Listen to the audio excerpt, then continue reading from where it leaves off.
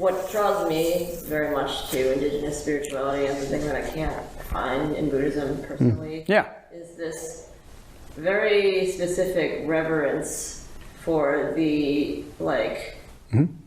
spiritual cosmic connection and power that animals have and to humanity. As like a gift.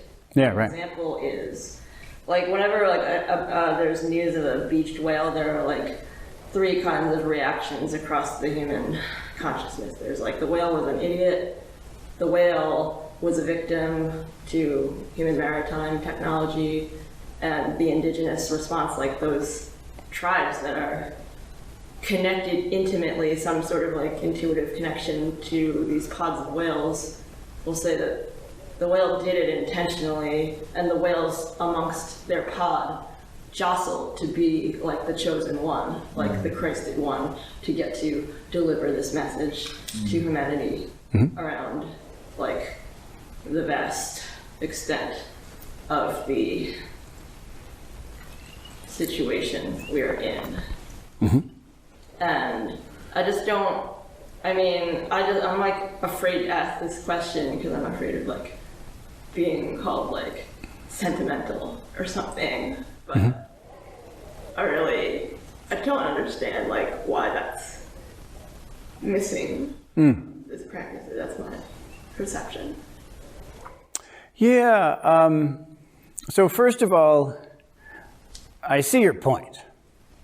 And that's the reason that I, after training for many years in Buddhist monasteries, trained for many years in the traditions of a few tribes on this continent. Because I also didn't find that mysterious, sacred relationship in the same way. And therefore didn't feel connected enough with the earth, and therefore didn't receive in particular, what we were just talking about, the sort of healing that I, at that point, needed. So the first thing is, I see your point. It's a good point. And it's something that Buddhism is lacking in. I would agree with that, actually. Buddhism is one more constructed thing, and it has its strengths and it has its weaknesses. I think, how do I say it? I don't think it's reasonable to say that Buddhism should have everything in it. Partially because it's asking too much of Buddhism, but also because then you're sort of claiming the ideal case would be one in which all these various traditions are made obsolete. But why would that be? Buddhism can do what it does well. It doesn't have to do these other things well because other people are doing that well. And it doesn't have to be that we say this is good and therefore all that stuff is bad. That, I think, is actually the underlying problem with the way we look at this issue. That we humans, we like taking sides. And we want to say, good news, I found this thing, and it's the right thing, and all the other things are the wrong thing. The Buddha actually criticized this explicitly. He said that, what is a bad Sangha? What is the definition of a bad Sangha? A bad Sangha, he makes different points, but one of them is a group of practitioners who think only this is true and everything else is wrong. If a Sangha is held together by that, then that's a bad Sangha. That isn't a skillful Sangha. And he was talking about he was talking to the monks. The Sangha in this case means if we start doing that, then we have made a mistake. We should not behave in that way. That isn't the point. It isn't this is what's true and that is what's wrong. So I'd say I would say you're right, that is lacking, but I would say that it's okay that that's lacking. Buddhism doesn't have to do that. Buddhism has limited resources. And so it does its thing. It says, good news, we offer this. That may be the right thing for you. If so, please practice it. If there are other things, well, good news, please practice that tradition or that tradition or that tradition. The last thing I'd add, though, is that really isn't absent from Buddhism. And these connections, I had this experience too, and I went into those native ceremonies and realized a kind of connection with animals that, well, like you say, I would have previously said was stupid and sentimental and childish. I would have, And then I saw, oh, this is not stupid or sentimental or childish. And it isn't just intelligent and whatever the opposite of sentimental is, present and clear and mature. It is alive. This really matters, and we need this. This is essential. And so, with that kind of experience, with that new kind of mind, in which, yes, animals tell us things, and like you say, when we talk about it, we're afraid people are going to say that's stupid. But we should hold our ground and say, you can look at it that way, but the idea that that is stupid is produced by your own mind.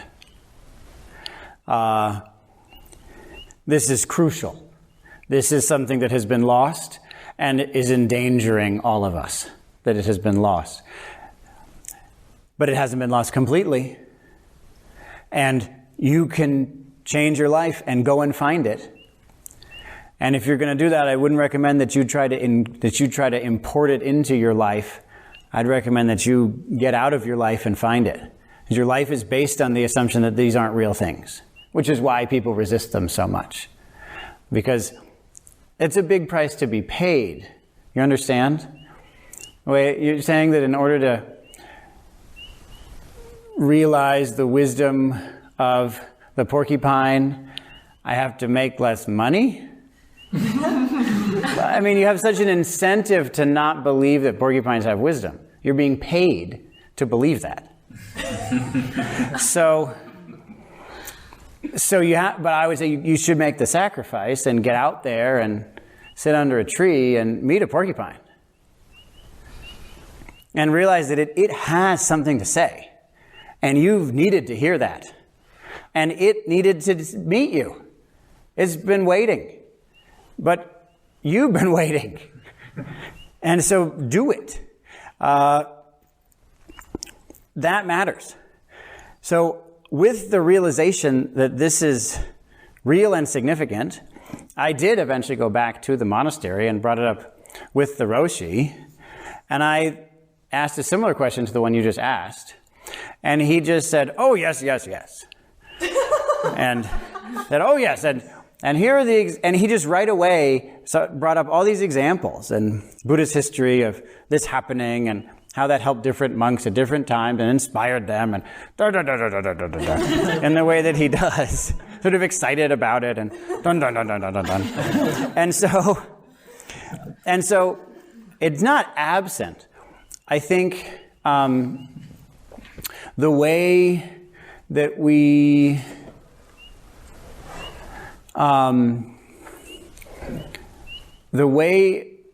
especially that we understand. Okay, I guess I have to. This is taking a long time, but I'm going to back up again because another thing happened that really matters. Sorry, you couldn't laugh at me. It's okay. So this is important to me. So I was talking to a Christian, as you know, who said something really similar. He said, I just can't get into Buddhism because Buddhism doesn't teach anything important. And I said, what do you mean? And he says, it doesn't teach about what happens after you die. It doesn't teach about cause and effect regarding ethics. It doesn't teach about the spiritual realms, about anything other than just the modern human world. It doesn't teach you how to live your life. It doesn't teach you any of that. So why should I care about Buddhism? And some of you know this, and some of you know the person who said this to me. And I was just stopped.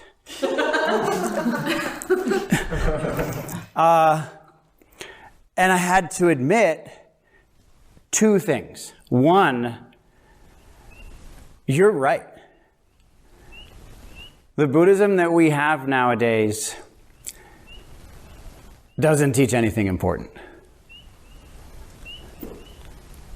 But then I had to admit something much, for me at the moment, worse than that.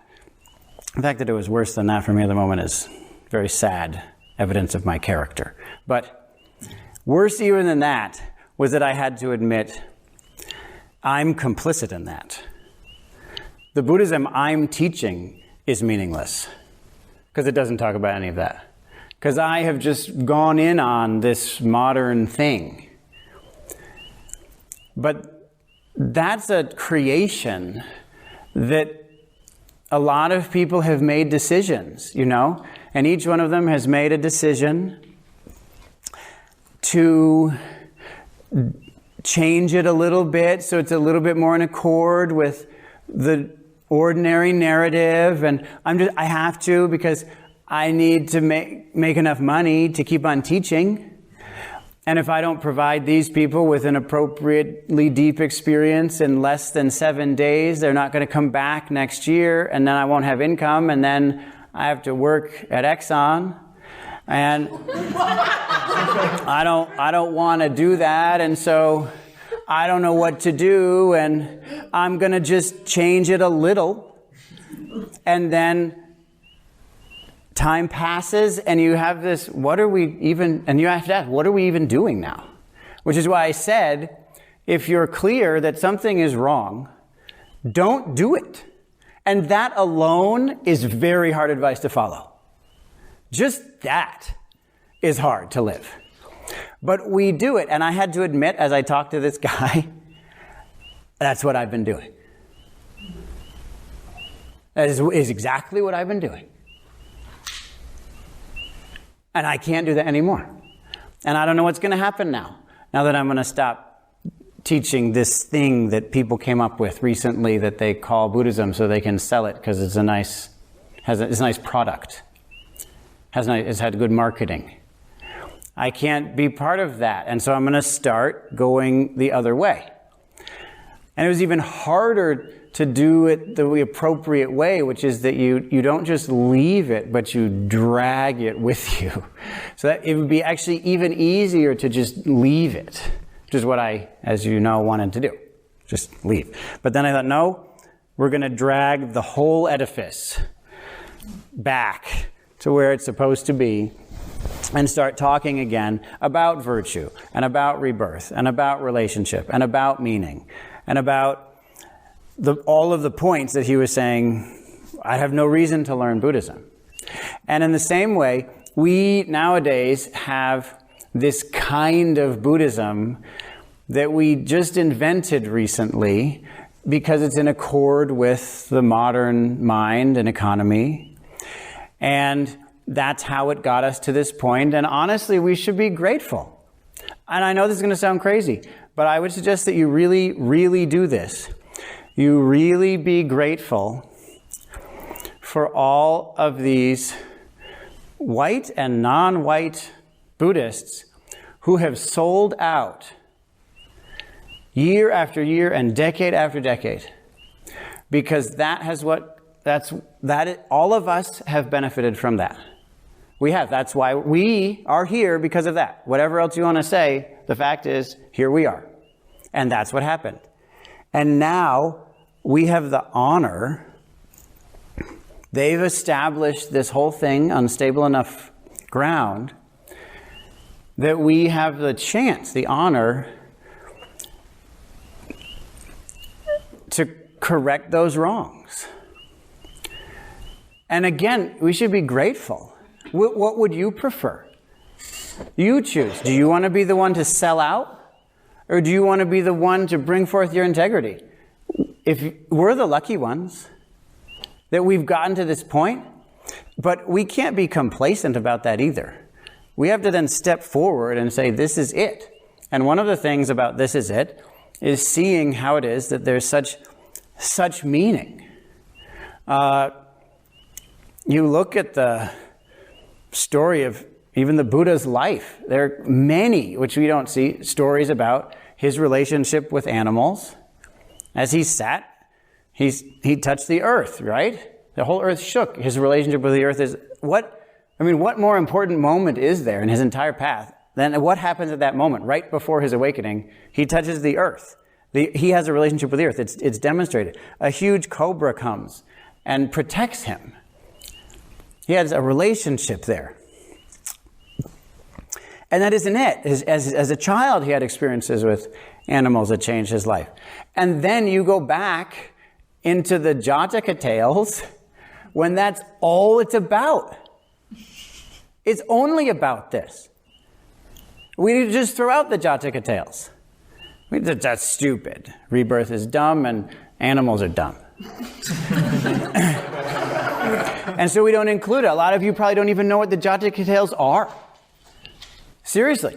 I mean, raise your hand if you know what the Jataka are.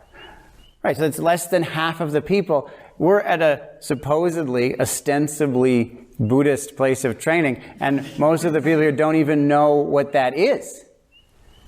But that's what this is. It's talking about that.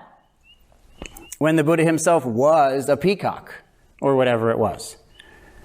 And how those animals offer us wisdom. What specific types of wisdom? In what ways? How can we learn from that? All of that's included, and we don't even know. And so I feel like it's our job but again, I want to go back. The goal is not, good news, we're going to create a Buddhism that makes everything else meaningless and obsolete, because we're going to do everything. That is a weird and unhealthy attitude. That isn't the point. The point is we're going to do this truly.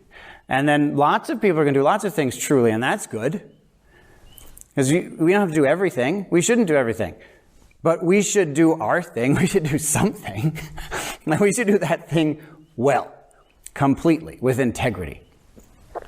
And to that end, I would ask you, having since I talked about this myself, I would ask you,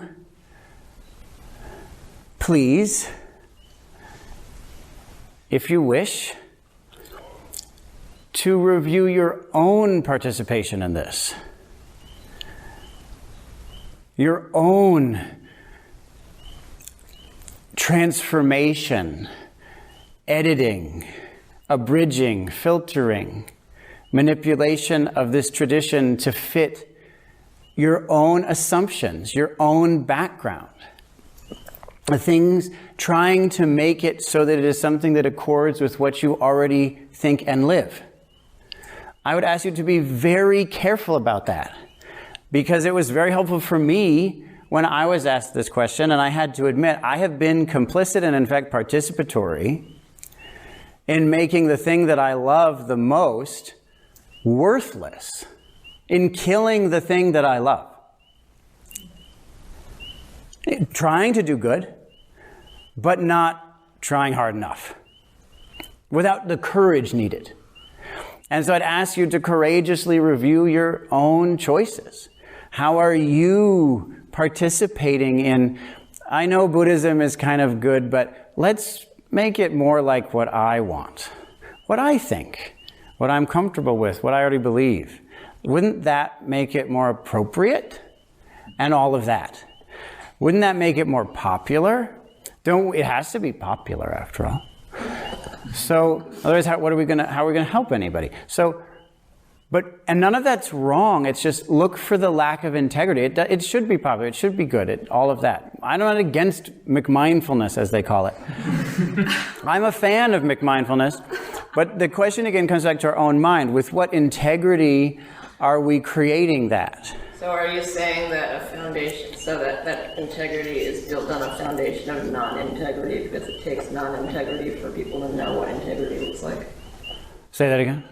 Are you saying that the integrity that we're trying to move forward with now is built on a foundation of non-integrity?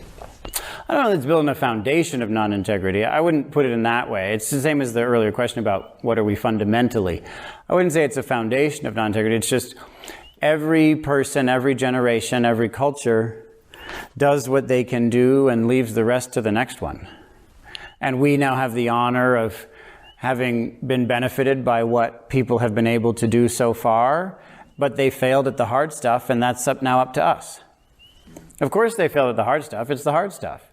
So now that's our thing. And I would hope that we could approach that with a sense of honor.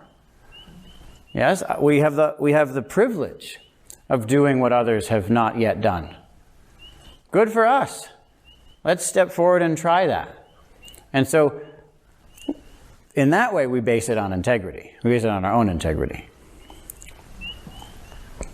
Okay? So I would hope, on the one hand, we would try to bring in that aspect that is present in Buddhism. And I would also suggest that we not need everything to be in Buddhism. Buddhism can have its own strengths and weaknesses, just like everything else, and that's fine. Okay? So thanks for bringing it up. Obviously it's an important issue to me. I talk about it so long, destroy the evening schedule. But it matters. Very important.